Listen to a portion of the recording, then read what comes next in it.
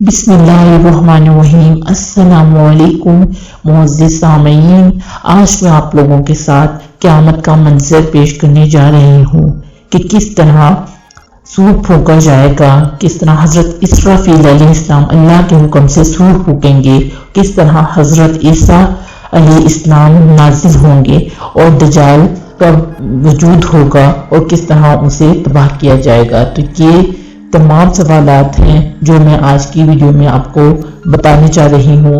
तो आपने वीडियो को स्किप नहीं करना है, वीडियो को फुल वॉच करना है। अल्लाह ताला क़यामत की घबराहट और बेचैनी को बयान फरमा रहे हैं। सूर में हज़रत इसराफील अलैहिस्सलाम का हुक्म अल्लाह फूंक मारेंगे। इस वक्त ज़मीन पर बदतरीन लोग होंगे, देर तक फूंकते रहेंगे जिससे सब परेशान हाल हो जाएंगे, सिवाय शहीदों के जो अल्लाह के यहाँ जिंदा हैं और रोज़ियाँ दिए जाते हैं।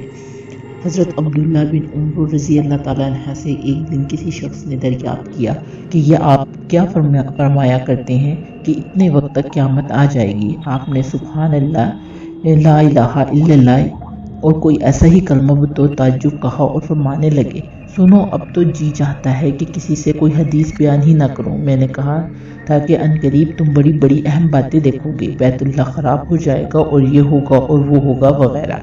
रसूल सल्लल्लाहु अलैहि वसल्लम का फरमान है कि दज्जाल मेरी उम्मत में 40 दिन ठहरेगा। मैं नहीं जानता कि 40 दिन या 40 महीने या 40 साल। फिर अल्लाह ताला हज़रत ईसा अलैहिस्सलाम को नाजिल फरमाएंगे। वो शक्लो सूरत में बिल्कुल हज़रत उर्वा बिन मसऊद रज़ी अल्लाह ताला अन्हा जैसे होंगे। आप अलैहिस्सलाम दज्जाल को ढूंढ निकालेंगे और इसे हलाक कर देंगे। फिर 7 साल ऐसे गुजरेंगे कि दुनिया में 2 शख्स ऐसे ना होंगे जिनमें आपस में बोसो अदावत हो। फिर अल्लाह ताला शाम की तरफ से एक भीनी भीनी ठंडी हवा चलाएगा जिस पर हर मोमिन फोत हो जाएगा। एक ज़र्रे के बराबर भी जिसके दिल में खैर या ईमान होगा उसकी रूह भी कब्ज़ हो जाएगी। यहाँ तक कि अगर कोई शख्स किसी पहाड़ की खोह में घुस गया होगा तो या ये हवा वहीं जाकर से फना कर देगी। अब ज़मीन पर सिर्फ बुरे लोग रह जाएंगे जो परिंदों जैसे हल्के और चौपालों जैसे बेअक्ल होंगे। इनमें भलाई और बुराई की तमीज़ उठ जाएगी। इनके पास शैतान पहुंचेगा और कहेगा कि तुम शर्माते नहीं कि इन बुतों की परस्ती छोड़े बैठे हो। ये बुत परस्ती शुरू कर देंगे। अल्लाह इन्हें रोज़ियाँ पहुंचाता रहेगा और खुशो-खुर्रम रखेगा। ये इस मस्ती में होंगे जो सूर फूंकने का हुक्म मिल जाएगा। जिसके कान में आवाज़ पड़ी वहीं दाएं बाएं लौटने लगे। सबसे पहले इसे वो शख्स सुनेगा जो अपने ऊँटों के लिए होज़ ठीक कर रहा होगा। सुनते ही बेहोश हो जाएगा और सब लोग बेहोश होना शुरू हो जाएंगे।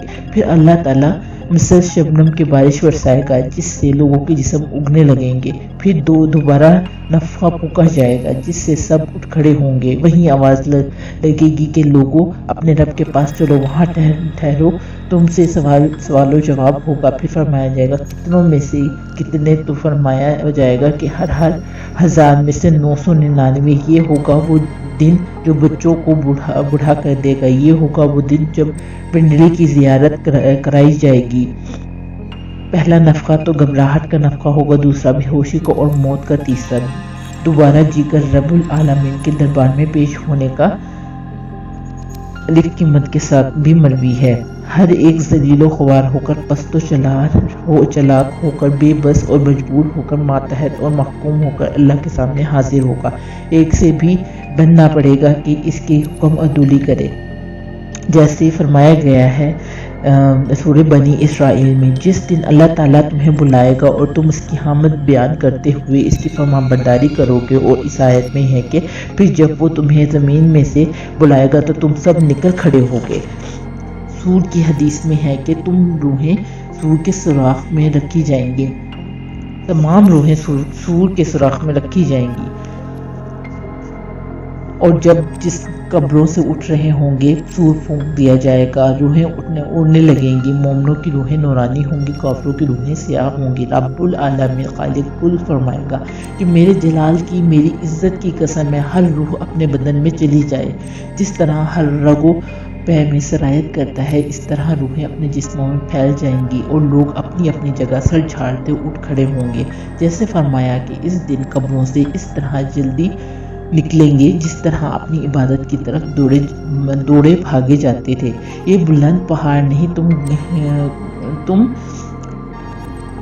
گڑا ہوا اور جمع ہوا دیکھ رہے ہو، یہ اس دن اڑتے یا بادلوں کی طرح ادھر ادھر پھیلے ہوئے اور ٹکڑے ٹکڑے ہوئے دکھائی دیں گے۔ ان کا چورا ہوگا، یہ چلنے پھرنے لگیں گے اور آخر ریزہ ریزہ ہو کر بے نام و نشان ہو جائیں گے۔ زمین صاف ہتھیلی جیسے ہو جائے گی۔ یہ ہے صرف اس صنع کی جس کی ہر صنعت حکمت والی، مضبوط، پختہ اور اعلیٰ ہوتی ہے، جس کی اعلیٰ تر قوت انسانی سمجھ میں نہیں آ سکتی۔ بندوں کے تمام اعمال خیر و شر سے وہ واقف ہے، ہر فعل کی سزا جزا وہ ضرور دے گا۔ اس اختصار کے بعد تفصیل بیان فرمائی کہ نیکی خاص توحید لے کر جو آئے گا وہ ایک کے بدلے 10 پائے گا اور اس دن کی گھبراہٹ سے محفوظ رہے گا، اور لوگ گھبراہٹ میں عذاب میں ہوں گے، یہ اس وقت امن میں ثواب میں ہوگا، بلا خانوں میں راحت و اطمینان سے ہوگا، اور جس کی برائیاں ہی برائیاں ہوں یا جس کی برائیاں بھلائیوں سے زیادہ ہوں، اسے ان کا بدلہ ملے گا، اپنی اپنی کرنی، اپنی اپنی بھرنی۔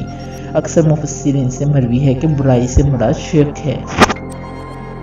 امید کرتی ہوں آپ کو یہ ویڈیو پسند آئے گی۔ اگر یہ ویڈیو پسند آئے تو ویڈیو کو لائک، شیئر، سبسکرائب کرنا مت بھولیے گا۔ نیکسٹ آنے والی ویڈیو تک کے لیے مجھے اجازت دیجیے گا۔ فی امان اللہ۔